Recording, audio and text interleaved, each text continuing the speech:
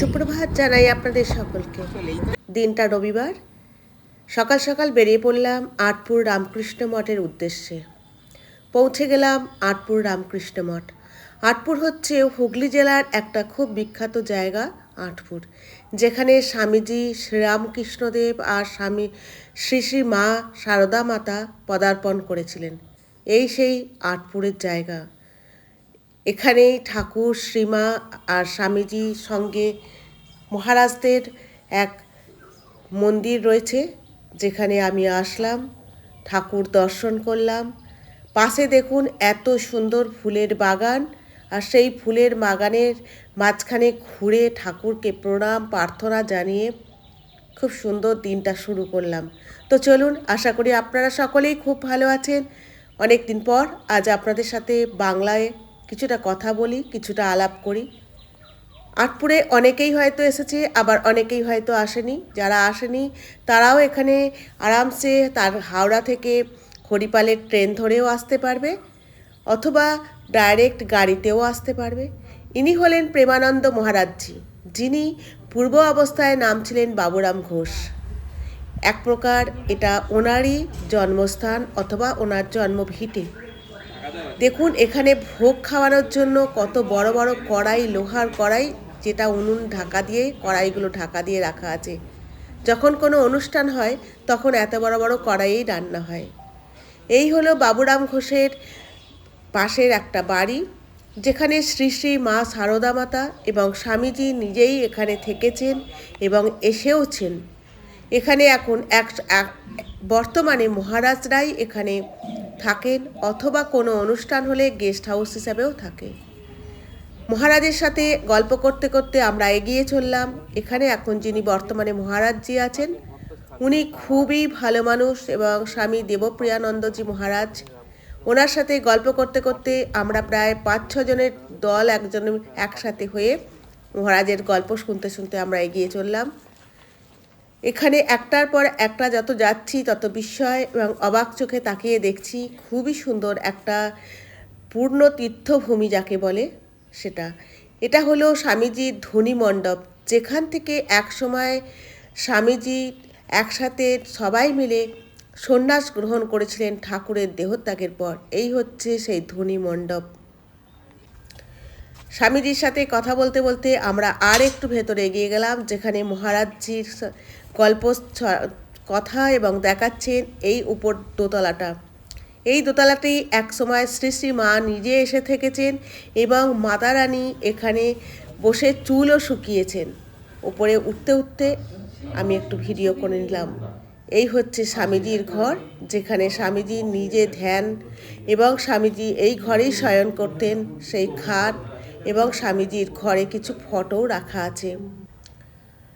এই সেই খাট যেখানে স্বামীজি এসে শয়ন করতেন, সেটাও এখনো সংরক্ষিত করা আছে।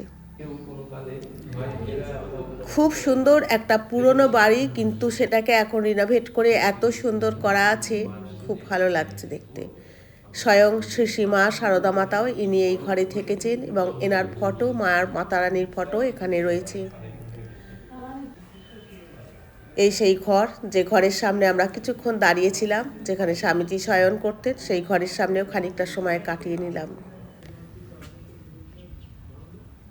খুব সুন্দর, একদম প্রকৃতির মাঝখানে এত সুন্দর একটা গ্রামের, হুগলি গ্রামের মধ্যে এই ঘর জায়গাটা অবস্থিত, এই রামকৃষ্ণ মঠ।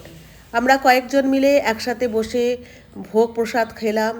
আর দেখুন কত সুন্দর গোলাপ, তাছাড়াও গাঁদা ফুল, প্রত্যেকটা ফুলের বাগানে একদম সুন্দরভাবে সাজানো একটা খুব সুন্দর পরিপাটি করে একটা রামকৃষ্ণ মঠ।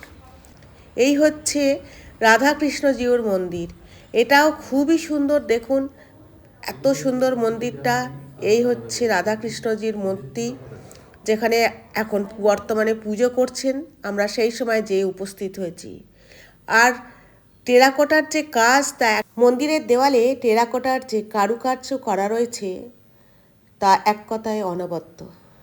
তো চলুন টেরাকোটার কাজগুলো আপনাদেরকে দেখাই। কত সুন্দরভাবে একটার পর একটা টেরাকোটার কাজ। কোথাও বা মা দুর্গা থেকে নিয়ে মা শীতলা মা, যদিও এটা শ্রীকৃষ্ণ রাধারানীর মূর্তি ভেতরে, কিন্তু দেওয়ালে টেরাকোটার কাজে কিন্তু প্রত্যেকটা দেবদেবীকেই বর্ণিত করা হয়েছে।